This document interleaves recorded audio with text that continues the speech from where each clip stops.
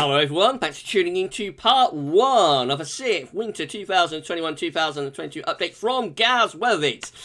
So here we go again, it's time to bring you another winter update in 2 parts. We'll have part 2, of course, of this SIP winter update tomorrow. That'll be the analog side of the update. That'll be released at 6 PM tomorrow evening. But part 1 is going to be looking at things like sea surface temperature anomalies, solar activity, Eurasian snow cover, and much more. So we've got a lot to cram in with this one. It's going to be an absolute epic, maybe the most epic update that we've done so far this season. So I don't know what the running time on this is going to be, but it's going to be a long one. But don't worry, there will be breaks, you know, as we go along.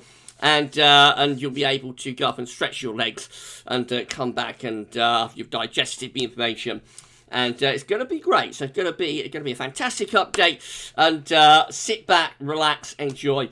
And I shall talk you through part 1 of our SIP Winter 2021-2022 update in a moment. We're going to begin with the Swingometer. So much interest in the Swingometer this week. Have we had a swing? You know, after last week's 5th update, you will find out in around 1 minute's time.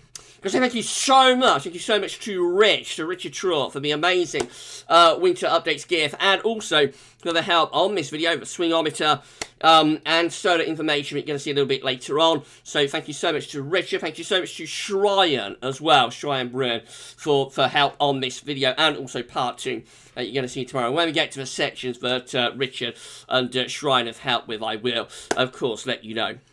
Right, so just saying, first video is our 7 AM broadcast. We're going to be live streaming after 6 PM. I'm sure you'll have lots of questions about this winter update.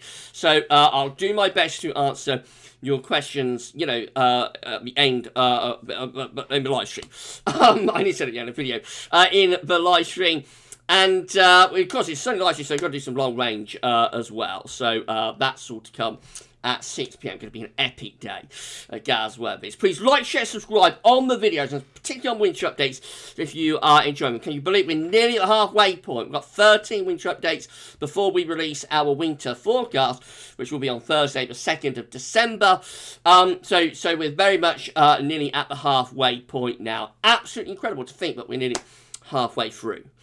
Right, so that's everything I'm going to tell you. Now, let's start thinking about the Swingometer then. So, we know what happened last week. We saw those analogs looking at winters following very warm Septembers. Has that moved the Swingometer? We're going to find out right now. So here we go. 3, 2, 1.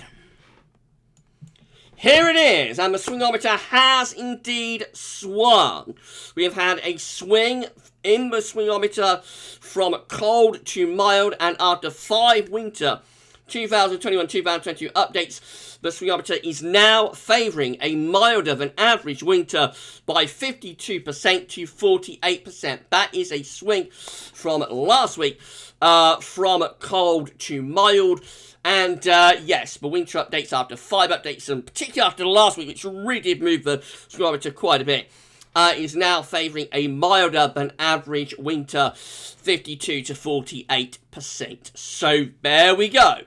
We started off, you know, after the first couple of updates, we had quite a strong, quite a strong indication for a cold winter. But as the early winter updates have gone along, we've been swinging further and further away from cold, and we now have that swing to actually favouring a milder than average winter by 52 to 48%. There we go. You're going to find out at the beginning of next week's 7th update how this 6th update affects the Swingometer. Will it move it further to mild? Will we start to, we'll say where we are, we start to swing back to cold? You'll find out at the beginning of next week's 7th update. Thank you so much to Rich. Thank you so much, Rich, for the Swingometer. Exciting, isn't it? Exciting times. Right, okay, let's turn off webcam then. I'm going to start by having a look at more information where we left off last week. So you remember last week we was looking at stratospheric temperatures for the daddy of cold winters, 1962, 1963. And we was looking for a sudden stratospheric warming at 10 HPA over North Pole in November over Canada. So this is a re-analysis from Meteo Seal. Just very quickly go over that. So this is from the 1st of November. You see we have this very cold stratospheric temperature at 10 HPA, or quite a cold stratospheric temperature, 10 HPA over the Arctic. Now, as we go through these charts, so we'll just take a few at random, that's the 8th. As we go through these charts, we could not see any particular evidence of a sudden stratospheric warming over Canada, during November, which is what is always, there's always been rumours that we had a sudden stratospheric warming over Canada in November of 1962 before we set up the daddy of cold winters. But from 10 HPA reanalysis perspective, there's not much sign of it. Notice how these blue curves just continue here at 10 HPA as we go through November 1962 and until the end of the month. No particular sign of a sudden stratospheric warming at 10 HPA over the Arctic and the North Pole over Canada. That carries on into December as well. This is December 1962. Again, notice you have these blue colours here over top of the pole. All this is covered at the end of last week's 5th update, by the way. So look at that for much more about all this. But notice these blue colours just anchored there, rooted over the Arctic and over the North Pole through December 1962. Now, at this point, end of December 1962, the daddy of cold winters has well and truly kicked off, and we're very cold across the northern and western Europe and very snowy as we come to the end of December 1962. But from a stratosphere perspective, 10 HPA, there's not much sign of any particular reason for that. Now, the winter of 1962-1963 did involve a sudden stratospheric warming, and it was focused over Canada at 10 HPA, but it actually happens in January of 1963. So this is 17th January 1963, not much sign of it, but later on in the month, 25th, talking about, we have got a sudden stratospheric warming occurring over Canada at 10 HPA at the end of January 1963. But of course, that does not explain the cold winter, because by this point, we was already halfway through the winter, and it had already been severely cold across not just the UK, but much of Northern Europe for several weeks. But there was a sudden stratospheric warming over Canada involved in winter of 1962-1963 at 10 HPA. However, new information has been delivered, and it turns out that, in fact, there was a sudden stratospheric warming over Canada in November, but it happened in a different part of the stratosphere. So this, of course, is all looking at 10 HPA, which is right at the very top of the stratosphere, not quite as high as you can get, but getting very, very high up. Actually, the warming that occurs in November of 1962 is at 30 HPA. Schreien pointed this out. This is from the University of Berlin. North Pole temperatures, 30 HPA monthly mean North Pole temperatures. Look at this. This column here starts in 1951, 1952. It's a column for November. That's the important column just there, November. So CW stands for Canadian warming.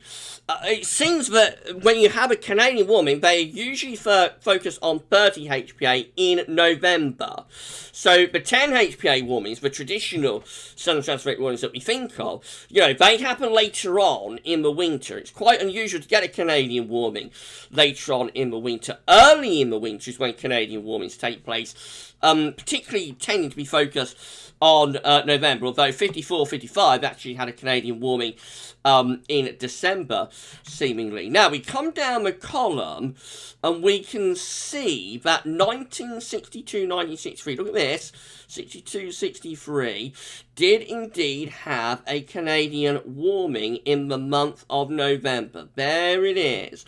So you wouldn't necessarily, because this is at 30 HPA, low down, close to the troposphere, you wouldn't necessarily expect to see much side of it at 10 HPA. So that explains it. There was, in fact, a Canadian warming that occurred over Canada in November of 1962 to help to set up the daddy of cold winters. But it happens at 30 HPA, not 10 HPA.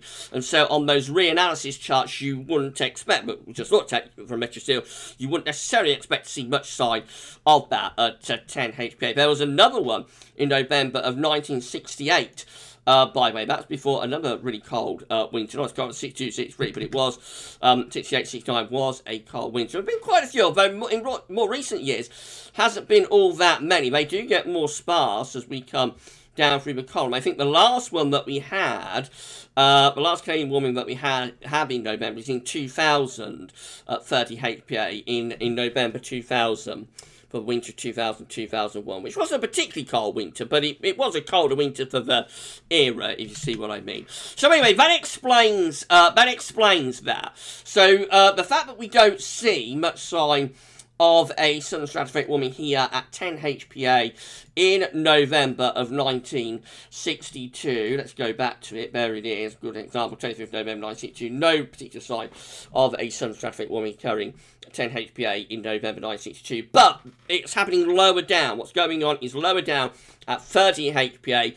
Probably, doesn't explain the whole thing, but probably helping to, helping to set up the daddy of cold winter. And of course there's that second major southern stratospheric warming that happens in January. Again, interestingly focused on Canada, which is quite an unusual place to have a southern stratospheric one. So you get the two warmings, one at 30 HPA, one at 10 HPA, and probably also 30 HPA in November 62 and January 1963. Very unusual to get two warmings focused on Canada, but that's what happens in this winter of 62, 63. So that probably explains why it is such an extreme winter. Anyway, so that's giving you a little bit more information on the daddy of cold winters. And yes, there was a southern stratospheric warming that occurred in November 1962, but it's at 30 HPA, not 10 HPA. Wouldn't it be lovely if MetroSteel could have a reanalysis for the 30 HPA level of the atmosphere, not just 10 HPA? That would be amazing, but we don't have that at this point. But if we did, that would be absolutely great, wouldn't it? Right, okay, so let's see what's going on currently. So that's, a bit of history. Let's have a look what's going on currently at 10 HPA in the stratosphere over North Pole. This is from the JMA. The grey line is the trend line. This time of year it is. We're in a cooling time of year. Black line shows where temperatures currently are at 10 HPA over North Pole. We're very close, actually, to the 30-year average. Very close to the grey line. A little bit under it, but not a particularly big deviation. Temperatures at 10 HPA in the stratosphere are about average. 30 HPA, again, that's going a little bit lower down towards the troposphere.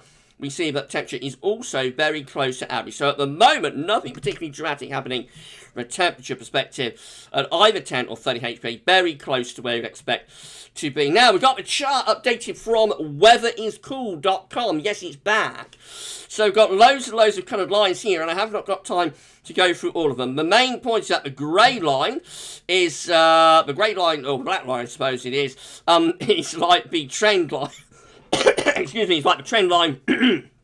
I'm so sorry, everybody. The black line is like the trend line for this period of year. So this is depicting zone of winds, of course. As the temperature gets colder, so the zone of wind gets stronger. How to think of the zone of wind as kind of like being the engine that's driving the polar vortex, if you like. It's and the cold temperature is like the petrol that's being thrown into the engine, to drive the engine. So the engine is driving the polar vortex. This time of year, the polar vortex should be getting stronger, so the zone of wind is getting stronger. The blue line here shows the current situation in terms of zone of winds, very close to average. Not particularly big deviation in terms of strength of the zone of wind at the moment. Now, if we add on the GEFS, the GFS ensembles, see that zone of winds are being forecast to weaken as we go through October. Our dates in that appears just here, so that's October. Just there, zone of winds being forecast to weaken and start to drop out. Let's put in the CFS V2. You can see that CFS is generally forecasting zone of winds to stay weaker than average right the way through to January, actually. So, of course, this is October here, this is November, that's December. December, so this will be January's column just there. So to the end of December, so January around New Year, it's for the CFS is forecasting solar winds to generally stay below average, and you know some of these are getting quite close to reversal of solar winds as well. There is a bias within the CFS V2, however, so if you add on the bias corrected, you see that actually probably by the time you get through December, CFS is forecasting solar winds to get a little bit stronger. Right, so let's see the current temperature, what's happening currently with the temperature at 10 HPA. Remember, the colder the stratosphere gets, the stronger the solar wind should get. So at the moment, we have got quite a cold temperature in the stratosphere over the Arctic and the North Pole, but not colder than average, you know, very close to average, probably, as we've already seen from the JMA. This is at the 10 HPA temperature level. So we run through the next few days, and we can see that we do get a little bit of a warming actually carrying over Siberia, trying to push into, trying to push into the Arctic. It's quite a modest warming, but it is early days to be seen that. You wouldn't really expect to see much of a warming of the stratosphere at this time of the year. As we carry on through, we can see that again, it stays pretty cold over the North Pole, but nothing overly dramatic, no more than you would expect this time of year. And actually, as we run on towards the end of the GFS run, we're probably seeing signs of that area of colder temperatures, being pushed more towards Europe, actually. And things, if anything, getting a little bit warmer than average, I think, over the North Pole, going from around minus 65, something like that, to around minus 55. So probably the temperature is lifting up here over the North Pole, and particularly towards Siberia and into western parts of Canada as well. Again, nothing overly dramatic, but it is a little bit unusual to be seeing this so early on in the season. This is from the ECMWF. These are the next 6 weeks worth of temperature anomalies in terms of 10 HPA.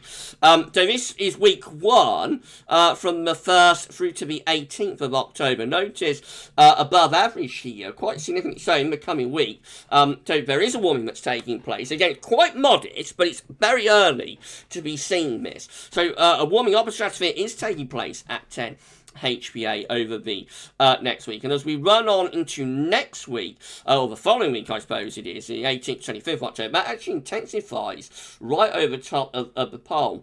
So yeah, it's definitely going warmer than average by around 10 degrees over the Arctic and over North Pole. It moves towards Greenland as we get through to the 25th of October to 1st of November.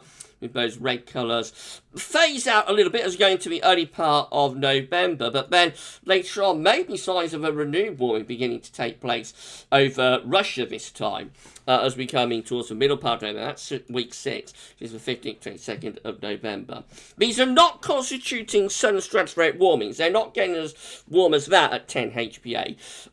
But very interesting that we're seeing these warmings so early on in the season is quite unusual because it's a cooling down time of the year, as we've already established, so you expect the temperature in the stratosphere to be getting colder and colder on a week-by-week basis. Actually, we're seeing that we're getting warming events taking place at 10 HPA. Of course, what we don't know is what's happening at 30 HPA. Remember, I said that in November, it's 30 HPA we have to concentrate on if we're getting a sudden stratospheric warming, particularly over Canada, particularly focused on Canada. It'll be later on in winter that 10 HPA becomes more pivotal. So the fact that we're seeing these warmings going on over the next 6 weeks at 10 HPA is warming even more at 30 HPA. That's going to be something that we can focus on. Again, we cannot see 30 HPA here at the ECMWF in terms of these temperature anomalies, but it would be amazing if we could. If anybody's watching this at ecmwf.int, could we have like these 6-week forecast temperature anomaly charts at 30 HPA as well as 10 HPA. Wouldn't that be amazing if they could do that? But from a stratosphere perspective, it is all looking very, very interesting, I have to say, for this early part of winter. Whatever happens later on in the winter, it remains to be seen. But as we come into the early part of the winter, late autumn, early winter, from a stratosphere perspective, it is looking really, really interesting. So we're going to have to keep an eye on both 10 HPA and I reckon 30 HPA as well. So more about that in the next few weeks. Right, we've talked for nearly 20 minutes, so I'm going to pause the video there. You go off and stretch your legs, and when we come back, we're going to look at solar activity. So I shall see you in a couple of minutes' time, but for now, see you soon.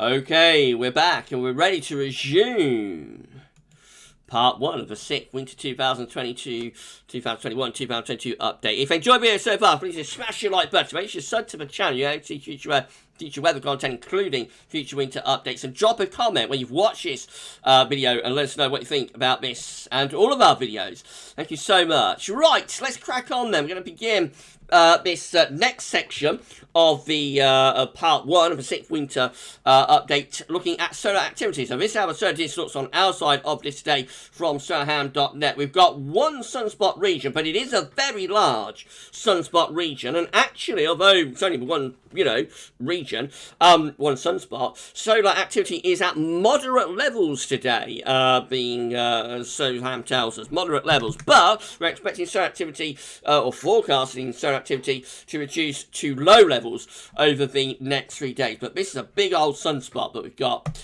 just there. This is how the GavsWeatherVids Winter Update Solar Activity Tracker is looking. This has been updated by Shryan, of course. Thank you so much to Shryan for updating the solar activity tracker up to the 9th of October. So the orange line and the orange spots are depicting each individual day's worth of sunspot activity. You can see that we are in a more active phase now. About a week or so ago, we was up here with our sunspots, had a big old spike up in sunspots, and have the greatest number of sunspots since, I believe, 2016.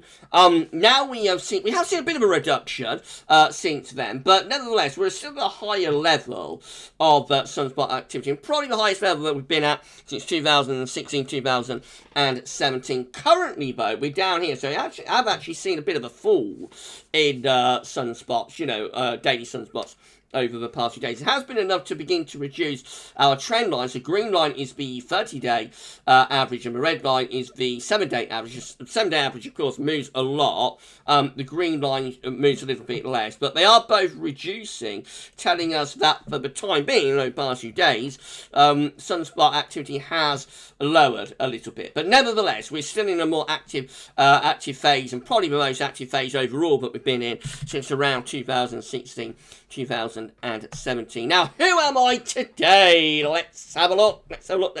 Oh, so it's Gav Elf today. Gav Elf. Thank you so much, Rich, for turning me into Elf. Christmas is coming. That sneak peek for Christmas that we released on Wednesday was fun, wasn't it? I know you all enjoyed that. Right, so thank you so much, Rich, for turning me into the elf. Right, okay, so this is depicting spotted days and also the current spotted stretch. So the current spotted stretch is 0 days, given that we had, you know, sunspots both yesterday and the day before. 2021 so far, we have 59 days without sunspots. That's 21% of the year. That's comparable to 2010, which, like year 2 of solar cycle 24, which had 51 days without sunspots. That was 14% of the year. So it looks like we're holding steady at around 20% of the year, you know, without sunspots. But we are entering a more active phase now, solar cycle 25, and I think we are beginning to progress on now into the solar cycle. We are going to do our winter update solar special next week. Update number 7 marks the halfway point of the winter updates, and so next week we will do our solar special. We'll update all of the trackers, and we'll have lots of information in terms of the analogs, you know, for the relevant winters for this part of the solar cycle. It's going to be great. It's going to be epic, and that halfway point marks the period where we begin to get a little bit more serious. We've of course been serious so far as well, but halfway point is where we begin to get more serious, and we begin to demonstrate, you know, the May Tele collection data, like solar activity, like the QBO, like ENSO. All of that is still to come. I've not shown you any of that so far, but from update number 7 from next week, then we will start demonstrating the big drivers of the weather, and the starting point of that will be our solar special next week. So that's going to be absolutely epic. Thank you so much to Shryan, and thank you so much to Rich for the data. Right, here we go then with the oceans. This is how the oceans were looking last week. We did the 5th Winter 2021-2022 update. Got our 4 areas of interest.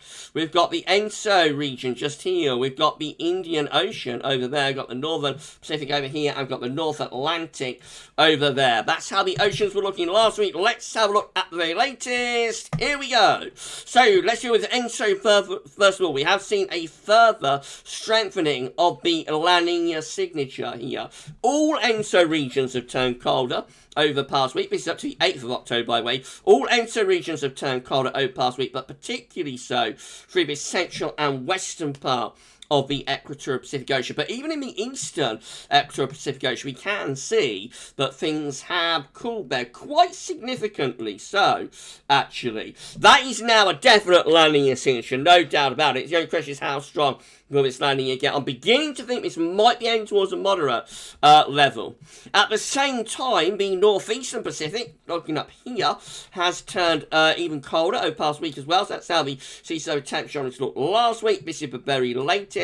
There's been, again, another cool down in those sea surface temperature anomalies in the northeastern Pacific. If you want a colder winter, what you're looking for now is for this area here to go cold, and then that will join this whole area up in colder weather, and we may even find ourselves getting like a horseshoe shape of cold here. If we get a horseshoe shape of cold, that's like a cold PDO type signature, which is probably what we can expect. That'll probably happen, with this La Nina that we've got going on here, because it should have a cooling effect overall on the ocean. You see, but to the south of the equatorial Pacific Ocean around here, looks very cold now, from chilly right the way out into the central part of the southern Pacific Ocean. So south of the equator looks very La Nina-esque. North of the equator, it's still cooling, but I reckon this could be heading into that familiar horseshoe shape of cold and average sea surface temperature anomalies. In the Indian Ocean, very little difference. Go back to last week. So it looked in the Indian Ocean last week. This is how it looks this week. Not much change. Round neutral, I think, for the IOD at the moment. It's a bit cooler there. It's a bit warmer through there. So negative to neutral with the IOD. I don't see the IOD being a problem, certainly in the early part of this winter anyway. And then in terms of the North Atlantic, again, this is how the North Atlantic was looking when we did last week's winter update. This is the very latest. Not much change. Still a warm North Atlantic Ocean overall. It's pretty warm down here still in the tropics. We do have these little areas that are a bit cooler. That's where we've had hurricanes, tropical storms that have churned up the ocean. But overall, it's looking pretty warm there. Going further northwards, still really quite warm through here. So yeah, the North Atlantic remains in a pretty warm state as it has done for several months. This is the 7-day change in terms of temperatures. So we can see that in the Indian Ocean, not much has changed really over the past week. Maybe got a little bit warmer through there. You don't want to see that, necessarily continuing. If you want a colder winter, you want it to be cooler around there. In the ENSO region, quite interesting what's happened there, because actually it's the eastern portion of the equatorial Pacific Ocean that's cooled more over the past 7 days compared to the central western part of the equatorial Pacific Ocean. Of course, it was already pretty cold there anyway, but now the eastern part of the ENSO region is joining the party. Could we see this El Nino event, or this La Nina event, I should say, becoming eastern-based? Remember, last year we had a eastern-based La Nina to begin with, and then it progressed to a central-western-based La Nina. Could we see the reverse this year? Maybe this year we'll start with a central-western-based La Nina, and it will become an eastern-based La Nina. That would be interesting, wouldn't it? I mean, of course, temperatures are continuing to cool in the northern Pacific Ocean. Definite cooling trend there over the past 7 days. In the Atlantic, still warming really in much of the tropical Atlantic down here, from the Canaries and the Azores down into the tropical Atlantic. Many areas are still warming. So although we're in a slightly quieter period for the hurricane season, I think we may still have more to come with this hurricane season, to be honest. Cooling here around Newfoundland. That's quite an interesting area to cool up. It has cooled down a little bit towards Greenland, but not by much. And it's still generally warmer than average through that area. Right, so that's how the oceans have changed over the past 7 days. Sound oscillation index is looking like this. Remember, the SY not driving anything in its own terms, just tells what the atmosphere is doing, measuring air pressures in the southern Pacific Ocean. When you're in a positive SY, the atmospheric setup with reflective of La Nina. When you're in a negative SY, atmospheric setup with reflective of El Nino. If we come down and have a look at the columns, measuring air pressure between Tahiti and Darwin, you can see just slightly positivity of the SOI. Really, so 29th September, for example, plus 30. We got 2nd of October, plus 13. 4th of October, plus 17. 5th of October, plus 12. 7th of October, plus 14. 8th of October, plus 13. You know, it's solidly La Nina in terms of the atmospheric setup. The 30-day and 90-day averages, 30-day being red line, 90-day being the yellow dash line. You know, they are very stable as well in solidly positive territory. It all points to La Nina. The only question is how strong will the La Nina become? Right, also tied in with the oceans, what's going on with the Atlantic hurricane season. So this is from the 2021 Atlantic hurricane season page at Wikipedia. So these are the scores on the doors. We have had 20 tropical depressions so far. We've had 20 tropical storms, I should say, 7 hurricanes, and 4 major Category 3 or above hurricanes. I think that is unchanged on last week's numbers. Shryan has updated our ACE page, accumulated cyclone energy. Remember, each one of these tropical storms and hurricanes as they form are giving out their own individual amount of energy, and the way that we calculate that is through ACE, through accumulated cyclone energy. ACE is classified as below normal, near normal, above average, or hyperactive. This goes all the way back to 1851, so let's come down, let's have a look. And we see that for 2021 so far, this is how things are currently looking. So the total ACE number up to today, the 9th of October, when I'm recording video, is 139.50. That is officially, formally, and will remain above average for this season. That is after 20 tropical storms. It's after 7 hurricanes and 4 major hurricanes. In terms of the running average up to this point, in the hurricane season, up to the 9th of October, we would expect to be at plus 88.20 for accumulated cyclone energy, so we're well above that. We're double the amount of expected tropical storms. You would expect 10, we've had 20. We're a bit above for hurricanes as well. You'd expect to have 5, we've had 7, and up to this point in hurricane season, you'd expect to have 2 majors, we've had 4. So, it's a big season. The only question is how much more has it got to go.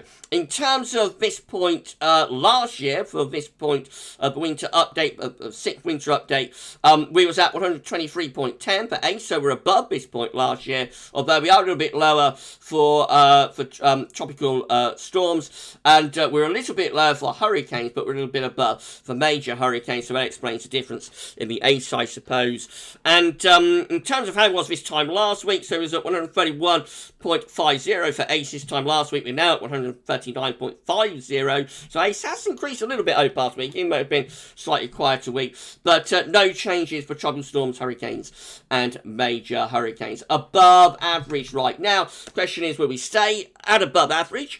Or will we go hyperactive? I still think there's more to come with this hurricane season. I would not be surprised if we went hyperactive in the end.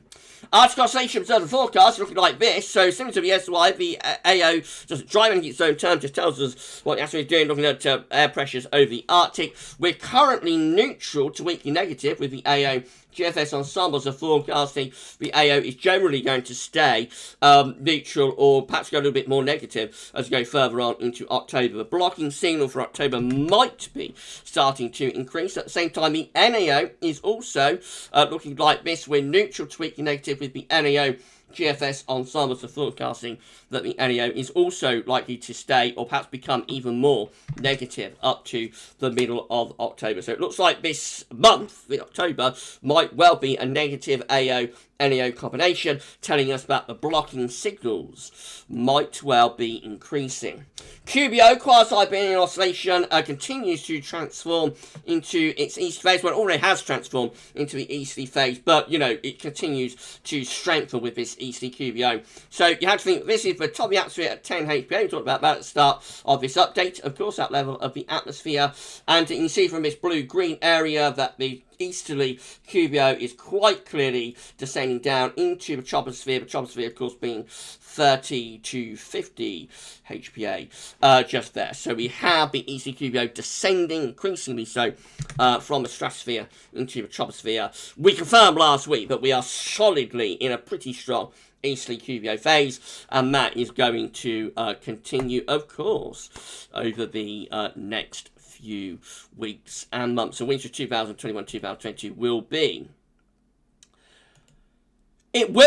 a strong easterly QBO winter. Right, okay, I'm going to pause the video there. When we return, we're going to go through Eurasian snow cover data, not only back to 1998, but all the way back to 1966. Goodness gracious me. So that's going to be epic. First time we've done it. And I should do that for you in a couple of minutes. You go and stretch your legs, and I shall see you in around 2 seconds.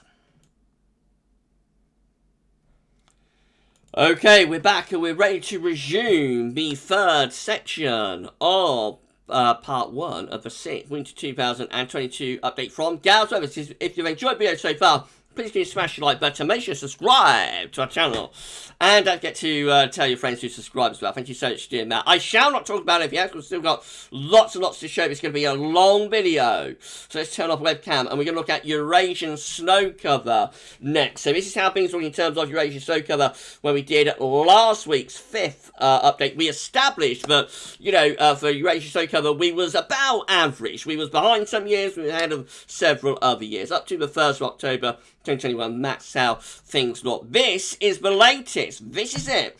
Up to the 8th of October, we have seen a significant increase in Eurasian Siberian snow cover over the past week. Again, that's how it looked last week. This is how it looks this week. A clear increase in snow cover has taken place. Also, a little bit of snow appearing across the northern parts of Scandinavia as well. Arctic Scandinavia has seen a little bit of snow cover. That'll be something to keep an eye on over the next week or two. So how does this compare? Let's just get rid of that. How does this compare, this very latest, in terms of Eurasian snow cover, how does that compare with the 8th of October over the past several years? Let's have a look then. So we're going to begin with 2020. That's how things look this time last year. So I reckon we've got more snow cover actually this year than 2020, but in slightly different areas. In a slightly different area, further eastwards and northwards is covered. But overall, I think this year probably has a little bit more, actually. That's 2019, so probably a little bit behind 2019 for Eurasian snow cover at this point. That's 2018. We're ahead of 2018 for Russian, Siberian snow cover. A little bit behind, though, for Scandinavian snow cover. That is 2017. How do we compare? Probably not all that far, actually. 2017. Maybe a little bit more at this point in 2017 to now. But I don't think there's all that much in it. That's 2016. So I think we're probably a little bit ahead of 2016, actually. But the areas that are covered are slightly different. Right, okay, that's 2015. How do we compare with that year? We're a little bit behind 2015, actually. So, yeah, we are lagging a little bit for both Russian and also northern Scandinavian snow cover. That's 2014. I think we're a little bit behind 2014 as well, particularly for Russian snow cover. That's 2013, and we're behind that year too. That's 2012. What do you think about that? Well, I reckon we're quite close to 2012. We're maybe a little bit ahead of it, but the areas that are covered are slightly different. Not much in it. That's 2011. We're ahead of 2011 for this year. That is 2010. I think we're very close to 2010, particularly for Russian snow cover. A little bit ahead for Scandinavian snow cover as well this year. Not all that much in it, but I think we're very close to 2010. That's 2009. Now, this is a very interesting year. Notice how much snow cover we have across Scandinavia already at this point in 2009. So we're behind 2009 for Scandinavian snow cover, but we're ahead of 2009 for Russian snow cover. That's 2008. We're just well ahead of 2008 everywhere, really. 2008 was a real struggle to start. That's 2007. We're ahead of 2007. So that one is going to be 2006. So we've got 2006. I don't think we have. So I can flip this over. Here we go. This is 2006 just here. Oh, file could not be found. Oh dear. I'm not going to be able to show you 2006. Never mind. I can tell you that we are a little bit ahead of 2006. That is 2005. 2005. How do we compare with 2005? So, yeah, we're probably quite close to 2005, maybe a little bit ahead of 2005. That is 2004. How do you compare with that one? We're probably quite close, maybe a little bit ahead. 2004. That's 2003. How do you compare with that one? Very closely matched, I think. That's 2002. We're well behind 2002. There was an explosion of snow cover in early October 2002. So we are lagging behind that one very significantly. That is 2001. What do you think about that one? I reckon we're probably a little bit ahead of 2001. This is all judgment, you know, my interpretation, but I'm sure other people will have a different view. So let me know in the comments. That's 1999. How do you compare with that one? I think we're probably a little bit ahead of 1999. That's 1998. We're probably a little bit behind 1998. We can go even further back than that, though. This is from Rutger Snow Lab. So this is not, now we visually have to like tilt your head around. It's this sort of browny, yellowy coloured area that we're interested in. That's snow cover. This is where we are. Just here, I'll just highlight where we are, the UK, so you can envisage where we are. That's Greenland and Iceland, of course. That's Scandinavia. And then this is going to be Russia back to Siberia. These are in weekly periods. So this is like the relevant week period for where we are right now for this particular week in October, week 41. This is 1997. I won't go through, you know, I won't compare every year because it'll take too long. So, again, just focus on how much snow cover we have across Northern Scandinavia and Russia and sort of make the comparison. I think we're a little bit ahead of 1997 for this year. That is 1996. I'm going to go through these very quick. That's 1996. Probably a little bit behind 1996. We're behind 1995 for this point, for particularly Russian snow cover. There was a very warm autumn in Western Europe. It's a very cold autumn in Russia and Siberia. So behind 1995 for this point for snow cover. That's 1994. I think we're ahead. 1994. That's 1993. Probably quite closely matched, or a little bit behind 1993. That's 1992. Overall, probably a little bit behind, but the areas that are covered this year, but the areas that are covered that are different. 1991, probably a bit ahead of 91, I would have thought. 1990, probably quite closely matched, maybe a little bit behind. That's 1989, so probably quite closely matched to 1989. Well ahead of 1988. Look how poor we're doing for snow cover at this point in 1988, and also 1987 as well. By the way, that's 1986, so I reckon we're probably quite close to match 1986, that's 1985, so probably a little bit ahead of 1985, that's 1984, we're behind 1984, we're behind 1983 as well. For 1982, I think a little bit behind that one. 1981, maybe quite close, actually, to where we are right now. So, yeah, we could be quite close to 1981 for Russian snow cover, anyway. A little bit ahead of 1980, ahead of 1979, probably. Probably quite close to actually 1978, maybe a little bit ahead of that year. Behind 1977, well behind 1976. Look how much snow cover there was to this point in October 1976. Wow, wow, wow. 1975, we're ahead of that year. 1974, I think we're very closely matched to that year. Probably quite close to 1973 as well. A little bit behind 1972, especially so for Scandinavian snow cover. 1971, I think we're a little bit behind that year. We're well behind 1970. Most of Russia was already covered, certainly Siberia anyway, was already covered with snow at this point in 1970. No data, 1969. Probably behind, yes, 1968, especially for Scandinavian snow cover. Look how much snow cover there was over Scandinavia this week in 1968. And then 1967, we're probably, for 1967, we're probably a little bit behind, and we're also behind 1966 as well. We'll keep an eye on those, of course, over the next week or two as we go through the rest of October. Right, I'm going to pause the video one final time. When we come back, I just want to talk a little bit about September. It's been an epic video so far. We're coming to 43 minutes, a little bit more to show you, and I shall see you in 2 seconds.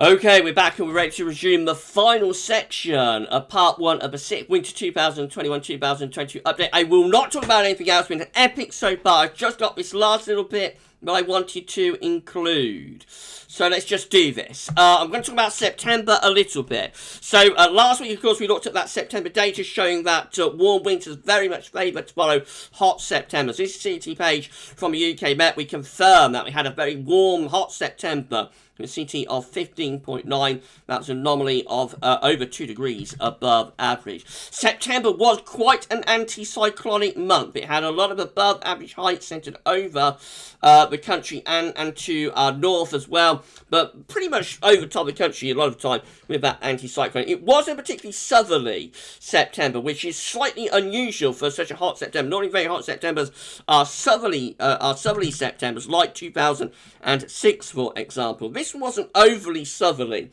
but did have a strong anticyclonic influence. Now, the Septembers that tend to be more anticyclonic, such as 1978, for example, and 2009, they tend not to be overly hot. They tend to have CTs, you know, in the low to mid-14s. So why was this September so hot for an anticyclonic month, which would not normally be that hot? My theory on this is that it's probably down to the hurricane season. So this September would have had a high pressure, would have been high pressure dominated.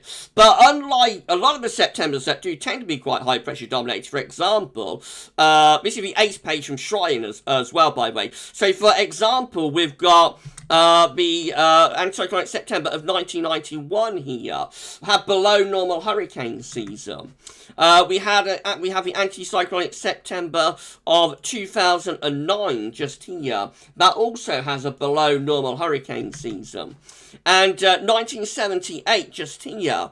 That one also has a below normal hurricane season, but is an anticyclonic September. So a lot of the anticyclonic Septembers I've noticed tend to have a below normal hurricane activity. This one has been a very active hurricane season with an anticyclonic September. So I think if we hadn't had such an active hurricane season, I don't think the anticyclones that we've seen this September would have been as hot, if you see what I'm trying to get at. So I reckon what's happened is that we've had a combination of an anticyclonic September, and we would probably have had quite an anticyclonic September anyway, but combined with the active hurricane season, remember what these hurricanes are doing is they're pushing heat northwards through the, through the Atlantic and ultimately to the polar region, transporting heat from the tropics to the pole. And so we've seen ex-hurricanes as areas of low pressure moving into the North Atlantic, taking lots of warmth with them,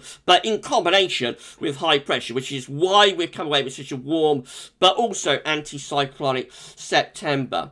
I'll just show you what happened in 1978. So this is reanalysis for September 1978. Notice regular high pressure, especially focused on more southern areas. Not continuous high pressure, it is a little bit more unsettled in the north, but we do have a lot of high pressure through September of 1978. But it's not an overly hot month, despite the anticyclonic sort of nature of the month. But then later on, towards the end of September 1978, the anticyclone sort of gives way, and we go much more unsettled through the end of September into the beginning of October. We get quite an unsettled spell.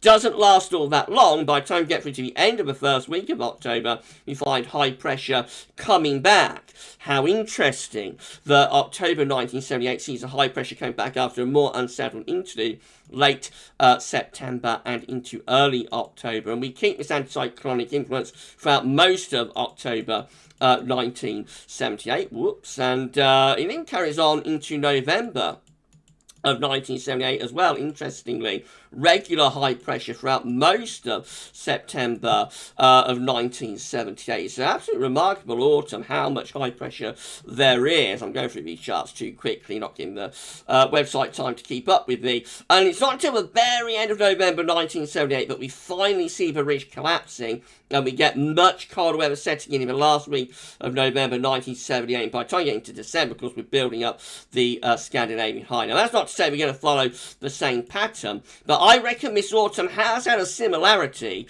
to autumn 1978, as has most of this year, interestingly, had a similarity to 1978, on and off anyway. And this autumn has been a hotter version of 1978. I'm just going to run this through to the new year. Look how cold it gets by the end of New Year 1978. The blizzards are unleashed with those easy winds. Look at the upper air temperatures, exceptionally cold digging in there by New Year's Eve 1978. So that's not to say but we will have a repeat of that, but I think there is a bit of a similarity with how this autumn has performed and how 1978 performed, but it's a hotter variety, hotter version of it, partly due to the fact that we're in a warmer time anyway, so temperatures have increased, obviously, since 1978, but also partly due to, unlike in 1978, where we had a very quiet hurricane season, this hurricane season has been much more active, has pumped a lot more heat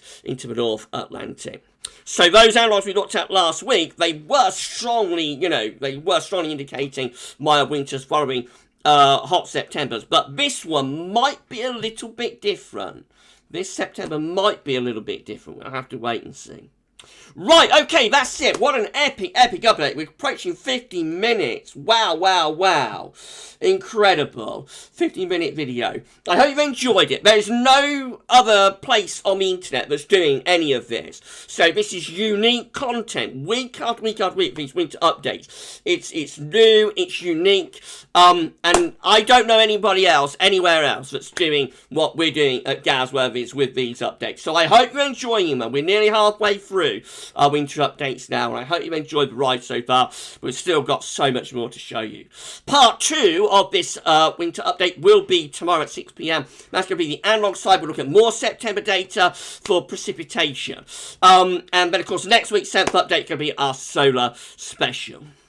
Wow, wow, incredible. I'm so excited about how this is all going. Right, so at 50 minutes, I'm going to stop the video there. What an epic, what an epic. Thank you so much, everybody, for being here and for sticking with this epic update for this past 50 minutes. Please like the video before you check out. Make sure you sub to the channel. And don't forget to drop a comment, let us know what you think. And for the 6th Winter 2021-2022 update, Part 1, that's all for now. And thanks for watching.